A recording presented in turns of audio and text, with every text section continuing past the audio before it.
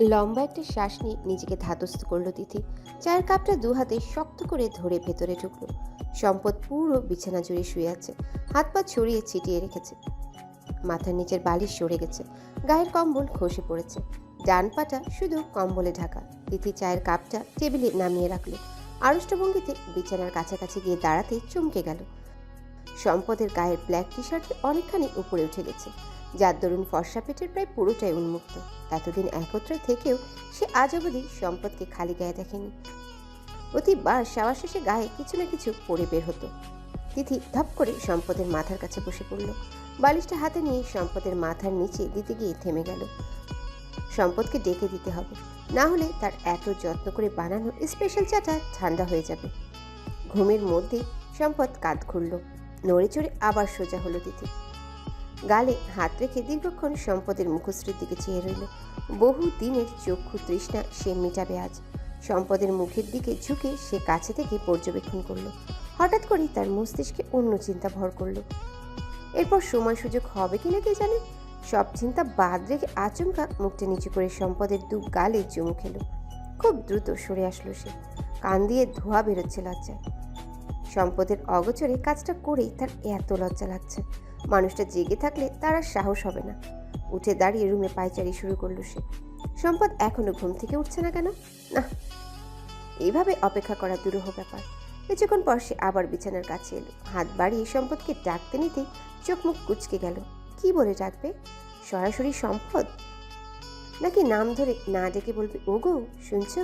ধ্যাত, এত তাড়াতাড়ি তুমিতে আসা যাবে না। তিথি হাতটা গুটিয়ে নিল, তবে মুখটা নিচু করে যথাসম্ভব নরম গলায় বলল, শুনছেন? এই যে শুনছেন, উঠে পড়ুন, সকাল হয়ে গেছে। সম্পদের কোনো হেলদোল নেই, মরা কাঠের মতোই পড়ে আছে। তিথি অসহায় চোখে টেবিলে রাখা চায়ের কাপের দিকে তাকালো। ধোয়া ওঠা বন্ধ হয়েছে অনেক আগে। সে গলার স্বর আরেকটু উঁচু করে বলে উঠল, মিস্টার প্রপার্টি, উঠে পড়ুন। তিথির মনে ক্ষীণ সন্দেহের দানা বেঁধে গেল। ইচ্ছে করে শুনছে না নিশ্চয়ই। সে দ্বিতীয়বার না ভেবে ড্রেসিং টেবিলের দিকে এগিয়ে গেল। পারফিউমের ভারী বোতলটা হাতে নিয়ে সম্পদের দিকে তাকিয়ে দুষ্টুমি ভরা হাসি দিল। বিছানার কাছে এসে একটু জোরে ফ্লোরে ঠেলে দিয়ে তপাস করে বসে ব্যথাতুর কণ্ঠে চিৎকার করলো। সেকেন্ডের ন্যানোভাগের 1 ভাগ সময় লাগলো সম্পদের। তার আর্তনাদ কানে যেতে এক লাফে উঠে এসে ফ্লোরে বসে পড়ল। তিথির কাজ চেপে সমস্ত শরীরে নজর বুলালো। ভয়ার্ত গলায় বলল, কি হয়েছে? পড়ে গেছো তিথি? ব্যথা পেয়েছো কোথাও? I Tithi. তিথি পিক করে হাসতে নিয়ে শেষ মুহূর্তে নিজেকে সামলালো। চোখে মুখে ব্যথা ফুটিয়ে বলল, পারফিউমের বোতলটা হাত থেকে পায়ের উপর পড়ে গেছে, হাড়গোড় সব ভেঙে গেছে বোধহয়। সম্পদ ভয়ানক চিন্তিত চোখে তিথির দিকে এক পলক তাকালো। পরক্ষণেই তিথির পা দুটো দু হাতে নেড়েচেড়ে দেখে বলল, কোন পায়ে?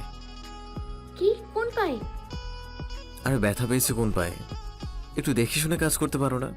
পারফিউমের বোতলটা আমি বিকেলে ওখানে রেখেছি, সম্পূর্ণ নতুন এবং ভীষণ ভারী। ঠিক ওটাই তোমার পায়ের উপরে ফেলতে হবে। আমি কি ইচ্ছে করে ফেলেছি? সম্পদ বিরক্তি নিয়ে বলল, কোন কাজটা তুমি ইচ্ছে করে করো? বাদ দাও, কোন পায়ে লেগেছে? তিথি তোতলানোর স্বরে বলল, ডান পায়ে। ডান পায়ে ভয়ানক জ্বলছে। সম্পদ আর অপেক্ষা করলো না, হুট করে তিথিকে কোলে তুলে নিল। সঙ্গে সঙ্গে তিথির সর্বাঙ্গ ঠান্ডা একটা কাঁপুনি দিয়ে গেল। এই প্রথম সম্পদের স্পর্শে এলোমেলো হয়ে গেল। তার হৃৎপিণ্ড লাফাচ্ছে, গলা শুকিয়ে আসছে। মনে হচ্ছে সে সত্যি সত্যি অসুস্থ হয়ে যাবে। নিজের শরীরের কাঁপুনি থামানোর জন্য সে দু হাতে শক্ত করে সম্পদের গলা জড়িয়ে ধরে চোখ বন্ধ করলো। ততক্ষণে সম্পদ ওয়াশরুমে ঢুকেছে। বেসিনের উপর তিথির পাটা রেখে ট্যাপ ছেড়ে দিল। ঠান্ডা পানির স্পর্শ পেয়ে তিথির কাঁপুনি আরেক ধাপ বেড়ে গেল। হাত দুটো শক্ত করে সম্পদের বুকে মাথা চেপে রাখলো। জড়ানো গলায় বলল, পানি, আমি পানি খাবো। সম্পদ চিন্তিত কণ্ঠে বলল, কি বলছো? কি খাবে? পানি। ওকে, আরেকটু অপেক্ষা করো, পাটা একটু ভিজিয়ে নেই। তিথি ধপ করে চোখ খুলল। সম্পদের মুখের দিকে ঝাপসা চোখে তাকালো। তার দৃষ্টি অন্যরকম হয়ে আসছে। এই মানুষটা তার সামান্য একটু ব্যথায় পাগল হয়ে যায়। তার একটু কষ্ট হলে নিজে কেমন অগোছালো হয়ে যায়। তার প্রতিটি বিপদে আগলে রাখে, অথচ এমন একটা মানুষের থেকে সে এত দিন দূরে থেকেছে। তাকে কতটা কষ্ট দিয়েছে ভাবতে তার নিজের উপর রাগ লাগলো। মাথাটা এলে আবার সে সম্পদের বুকে রাখলো। ক্রমে ভিজে ওঠা চোখ দুটো বন্ধ করে ক্ষীণস্বরে বলল, পায়ে আর ব্যথা নেই, ঠিক হয়ে গেছে। সম্পদ কনফার্ম হওয়ার জন্য আবারও জিজ্ঞাসা করলো, সত্যি বলছো তো? ব্যথা নেই শিওর? হুম। পুনরায় ট্যাপটা বন্ধ করে সম্পদ রুমে আসলো। তিথিকে বিছানায় শুইয়ে দিয়ে গ্লাসে পানি ঢাললো। এগিয়ে এসে গ্লাসটা তিথির দিকে বাড়িয়ে দিল। তিথি খাটে হেলান দিয়ে বসে পানির গ্লাস হাতে নিল। এক চুমুক দিয়ে হাতে গ্লাস ধরে রাখলো। সম্পদের দিকে চোখ পড়তেই দেখলো ড্রেসিং টেবিলের ড্রয়ারে কিছু খুঁজে যাচ্ছে। তিথি কৌতূহল নিয়ে প্রশ্ন করলো, কিছু খুঁজলেন? কি লাগবে? সম্পদ মাথা ঘুরিয়ে তিথির দিকে তাকালো। তার চোখ মুখ চিন্তাক্লিষ্ট। ঝটপট বলল, ব্যথার স্প্রে ছিল ড্রয়ারে, কোথাও দেখেছো?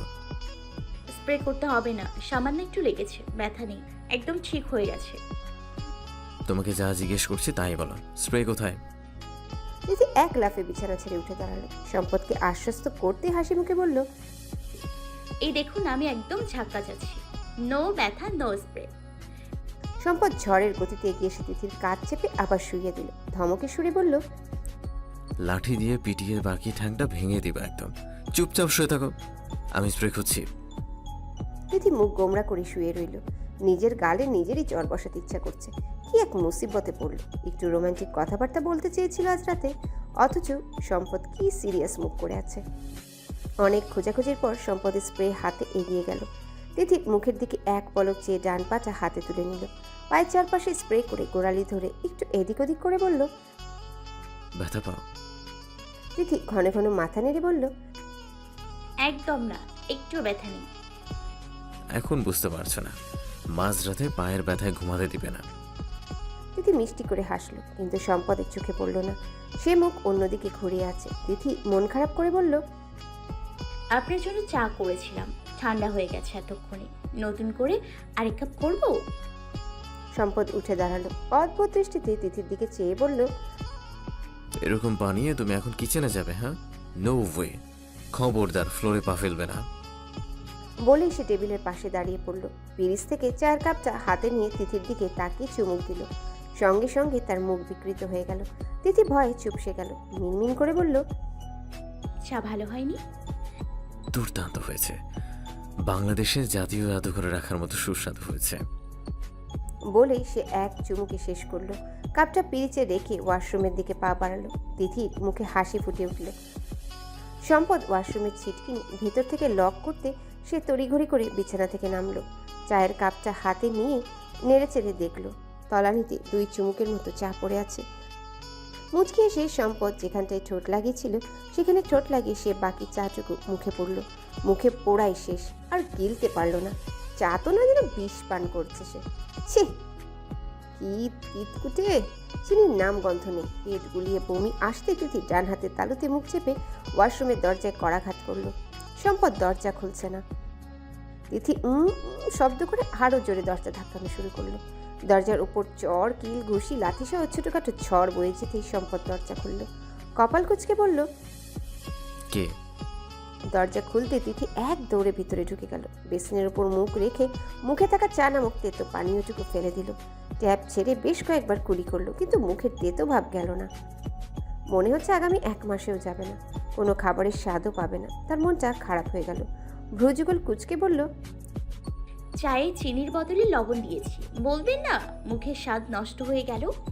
চা চামচে 2 চামচ লবণ দিয়েছি, কি সাংঘাতিক! সম্পদের উত্তরের অপেক্ষা না করে তিথি আবার মুখে পানি দিয়ে কুলি করা শুরু করলো। বাম হাতের উন্মুক্ত অংশে সম্পদের হাতের ছোঁয়া পেতে সে চমকে উঠল। ভেতর থেকে এলোমেলো হয়ে গেলেও বাইরের শটান দাঁড়িয়ে রইল। বেসিনের আয়নায় নিজের লজ্জা মিশ্রিত মুখ দেখে দ্রুত মুখে পানির ঝাপটা দিল। সম্পদ আরও কাজ ঘেঁষে দাঁড়িয়ে বলল, ইচ্ছে করে চায় চিনির বদলে লবণ মিশিয়েছো তাই না? তিথি চমকে গেল। সে তো ইচ্ছে করে চায়ে লবণ দেয়নি। সম্পদ বাসায় ফিরেছে, সেজন্য খুশিতে একটু অন্যমনস্ক হয়ে গিয়েছিল, আর তাতে অঘটনটা ঘটে গেল। সে মুখ ঘুরিয়ে সম্পদের দিকে আঙ্গুল তুলে বলল, খবরদার মস্তিষ্কে সাজানো বাক্যটা মুখ বিস্তৃত হওয়ার আগেই তিথি থেমে গেল। হা করে সে সম্পদের দিকে চেয়ে রইল। সম্পদ ইতিমধ্যে টি শার্ট খুলে ফেলেছে। তার 2 বাহু ভেজা, মুখ ভেজা, কপালের চুলগুলো থেকে পানি গড়িয়ে গলা পর্যন্ত নামছে। উন্মুক্ত বুকের কিছু কিছু অংশ ভেজা। তিথি শুকনো ঢোক গিলে চোখ সরিয়ে নিল। সম্পদ সোজা হয়ে তার সামনে দাঁড়ালো। এক পা এগিয়ে তিথির কাছাকাছি দাঁড়িয়ে বলল। থেমে গেলে কেন? তিথি মুখটা উঁচু করে চোখ তুলে তাকালো, সরাসরি সম্পদের চোখের দিকে নয়, তার লোমশ বুকের দিকে। কয়েক পা পিছিয়ে বিড়বিড় করে কিছু একটা বলল। সম্পদ আবারও এগিয়ে গিয়ে তিথির কাছে ঘেঁষে দাঁড়িয়ে বলল। ইচ্ছেকৃতভাবে চায়ে লবণ মিশিয়েছো, তাই তো? তিথি কেমন ঘোরের মধ্যে চলে গেছে, তার কানে কিছুই ঢুকছে না। চারিপাশ কেমন অন্যরকম লাগছে, বুকের ভেতর অজানা শুকরা উড়ে বেড়াচ্ছে। নিজেকেই বড্ড বেশি অগোছালো মনে হচ্ছে। সম্পদের কথায় শুধু মাথা উপর নিচ করে বলল। হুম। তিথি পেছন দিকে পিছিয়ে যাচ্ছে, কেন সে জানে না। সম্পদ ধীর পায়ে তার দিকে এগিয়ে যেতে যেতে বলল। আমাকে জ্বালানোর জন্যই তো। হুম। তিথি দরজার পিঠ ঠেকে গেছে, আর পেছাতে পারল না। সম্পদ তার গায়ের সাথে গা লাগিয়ে দাঁড়িয়ে বলল। ভবিষ্যতে চায়ে আবারও লবণ মেশাবে? হুম। সম্পদ তিথির ভাইয়ের দিকে তাকালো, তারপর আবার মুখটা নিচু করে তিথির দিকে ঝুঁকে বলল। পায়ে ব্যথা পাওয়ার অংশটা নাটক ছিল? হুম। তিথির কথা শেষ হতেই সম্পদ ডান হাতে রাখা মগ ভর্তি পানি তিথির মুখে ছুঁড়ে মারল। তিথির সঙ্গে সঙ্গে চোখ বন্ধ করে ফেলল। হুঁশ ফিরতেই বন্ধ চোখে চেঁচিয়ে বলল। মাত্র সন্ধ্যার সময় শাওয়ার নিয়েছি, আবার ভিজিয়ে দিলেন কেন? কোনো উত্তর এলো না। তবে কয়েক সেকেন্ড পরেই তিথি কপালে কারো ঠোঁটের স্পর্শ পেল। ঠান্ডা স্পর্শে কেঁপে উঠল সে। বন্ধ চোখ জোড়া খুলে দেখল সম্পদ কিছুটা দূরে উল্টো ঘুরে আছে, তার ডান হাত মুঠ করা, কোনো নড়চড় নেই। তিথি কিছুটা সময় চুপচাপ দরজায় ভর দিয়ে দাঁড়িয়ে রইল, তার দৃষ্টি মেঝেতে নিবদ্ধ। এরপর কোথা থেকে শুরু করবে, কি বলে শুরু করবে, কিছুই মাথায় ঢুকছে না। তার চিন্তা ভাবনার মাঝে নিস্তব্ধ তার পর্দা চিরে সম্পদ বলল। রুমে গিয়ে চেঞ্জ করে ফেলো, ঠান্ডা লেগে যাবে। তিথি দুহাতে শাড়ির আঁচলের একটা অংশ চেপে ধরল। সে যে এত যত্ন করে এই মানুষটার জন্য শাড়ি পরলো, মাথা চুল খোলা রাখলো, একটু সাজগোজ করলো, অথচ মানুষটা তাকে একবার প্রশংসা করা তো দূরে থাক, ভালো মতো লক্ষ্যও করলো না, চেয়ে পর্যন্ত দেখলো না। সম্পদ ঘুরে দাঁড়িয়ে গলার স্বর একটু উঁচু করে বলল। সমস্যা কি? রুমে গিয়ে চেঞ্জ করতে বলছি। তিথি ঠাস করে উত্তর দিল। যাব না। সম্পদের ভ্রুযুগল কুঁচকে গেল তিথির উত্তরে। তিথির বিহেভিয়ার স্বাভাবিক মনে হচ্ছে না। সে গলার স্বর নামিয়ে বলল। আমার শাওয়ার শেষ হয়নি। তিথি, চুপচাপ বাইরে যাও। বললাম তো যাব না। তিথির গলার টোন শুনে সম্পদ ঘাবড়ে গেল। কিছুক্ষণ মাথা চুলকে তিথির দিকে আবার এগিয়ে এলো, চিন্তিত কণ্ঠে বলল। তিথি, আর ইউ অল রাইট? না। কি হয়েছে?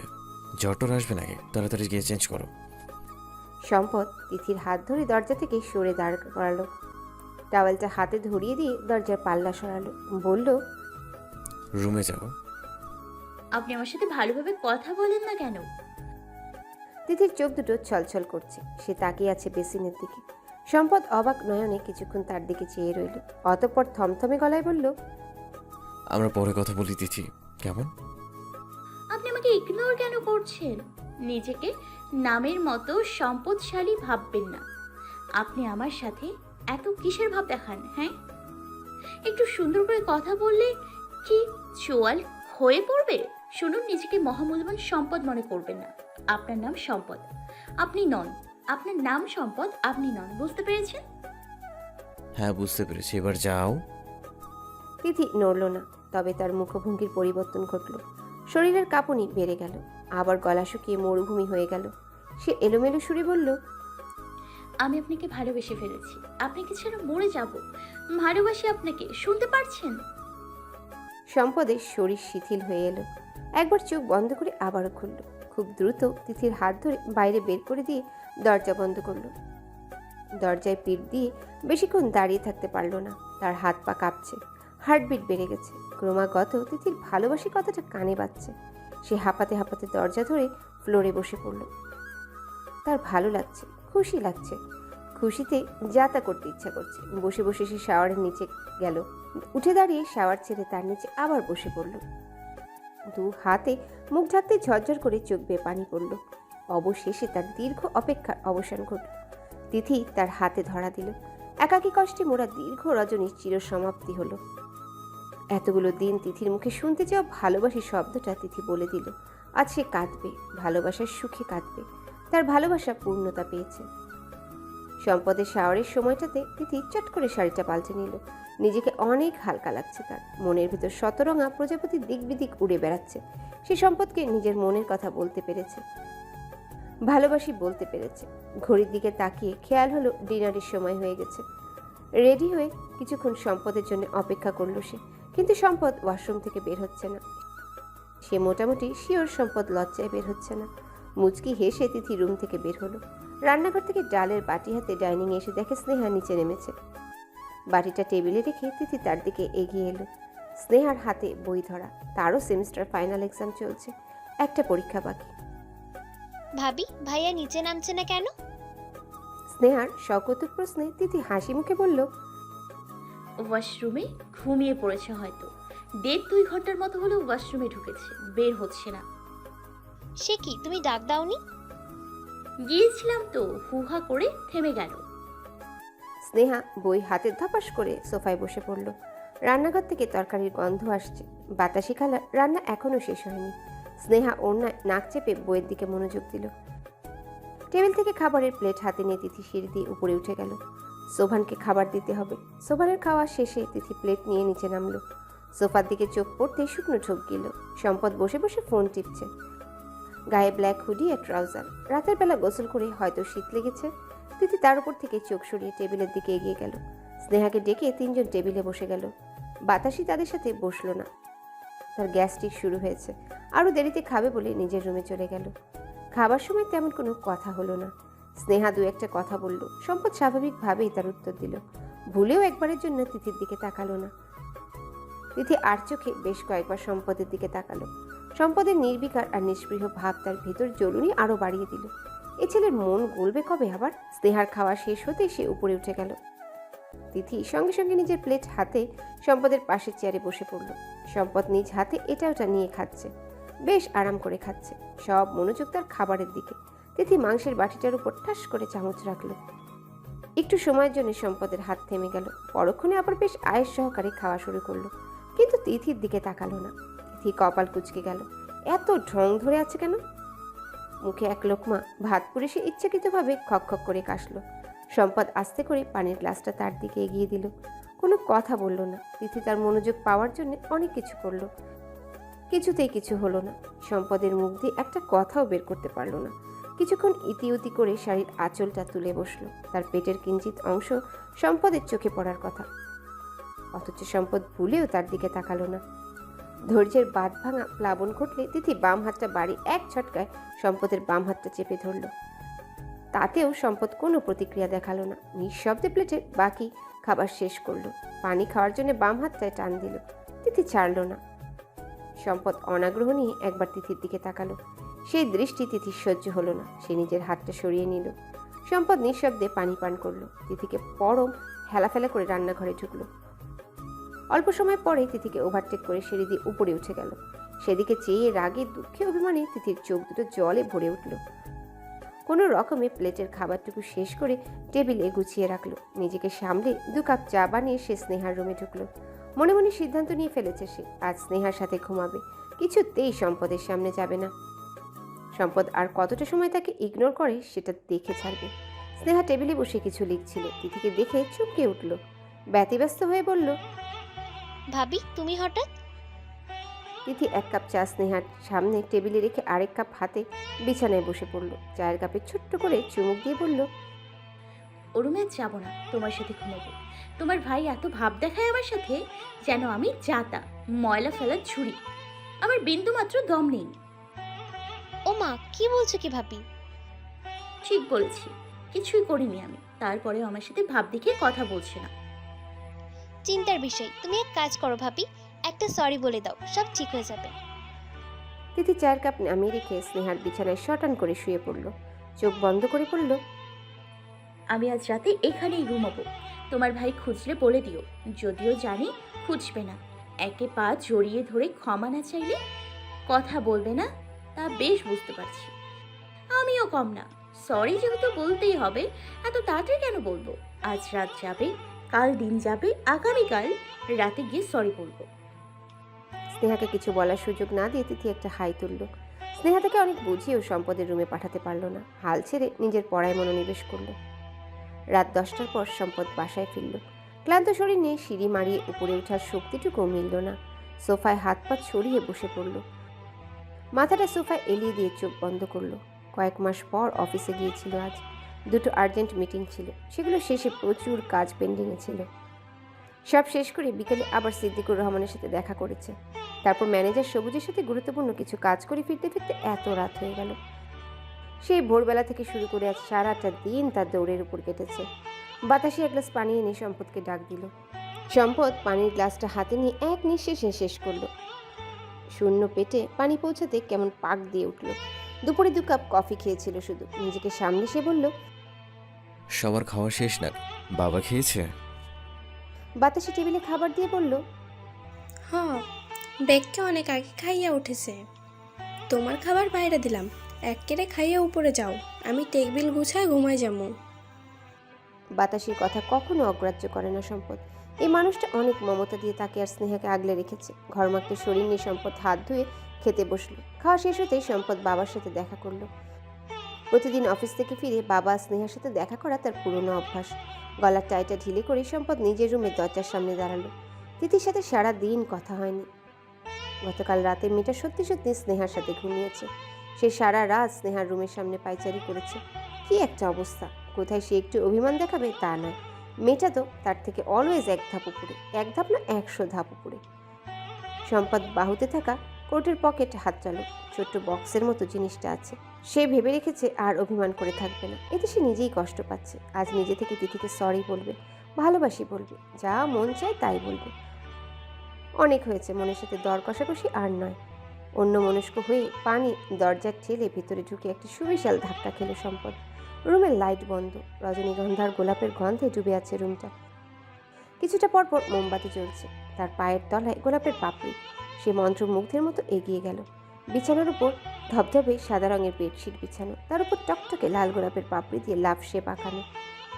শেপের ভিতর একগুচ্ছ তরতাজা লাল গোলাপ। রুমে আবছা আলো, আবছা অন্ধকার। আলো আধারে এই খেলায় সামিল হয়েছে জানালার পর্দাগুলো। ঝিরিঝিরি বাতাসে সেগুলো উঠছে। মোমবাতির শিখাগুলো এদিক ওদিক নড়াচড়া করছে, ক্ষণে ক্ষণে কেঁপে কেঁপে উঠছে। সম্পদের ভেতরটা অনুভূতির জোয়ারে ভেসে গেল। এই সব কিছু ছাপিয়ে কাঙ্ক্ষিত সেই মানুষটাকে দেখার জন্য মনটা আঁকুপাকু করতে শুরু করলো। খট করে ছিটকিনি আটকানোর শব্দ কানে যেতে সম্পদের বুকের ভেতর ধক করে উঠল। হার্টের প্রতিটা বিট ঝড়ের গতিপ্রাপ্ত হলো। ঘাড় ঘুরিয়ে পেছনের মানুষটাকে দেখার সাহস হলো না। সে মূর্তির মতো দাঁড়িয়ে রইল। অন্যদিকে তাকিয়ে থেকেও সে বুঝতে পারলো কেউ একজন তার দিকে ধীর পায়ে এগিয়ে আসছে। তার পেছনে এসে হালকা পদধ্বনি থেমে গেল। সম্পদের বুক ধরফরানি তুমুল বেগে বেড়ে গেল। অনুভূতিগুলো এলোমেলো হতে সে পেছনে ঘুরতে নিল। তার আগে কেউ একজন পেছন থেকে তাকে গভীরভাবে জড়িয়ে নিল। হাতের কনুইয়ের ভাঁজ করে রাখা কোটটা খসে পড়ল সম্পদের হাত থেকে। সে চোখ বন্ধ করল। অবশেষে ঝড় থামল। তিথির স্পর্শে তার ভেতরের সমস্ত অভিমান ফুস তোলপাড় হয়ে যাওয়া ভেতরটা নিমিষেই শীতলতায় ভরে গেল। বুকের ভেতরটা স্নিগ্ধ ছোঁয়ায় ডুবে গেল। হাত দুটো উঁচু করে তিথি জড়িয়ে রাখা হাত শক্ত করে চেপে ধরল। সে মনে মনে বলল, কাছে এসে একটু জড়িয়ে ধরলি তো আমার সব অভিমান গলে যায় তিলপতি। এত দেরি কেন করলে? তোমার কোনো ধারণা আছে আমার কি পরিমাণ কষ্ট হয়েছে?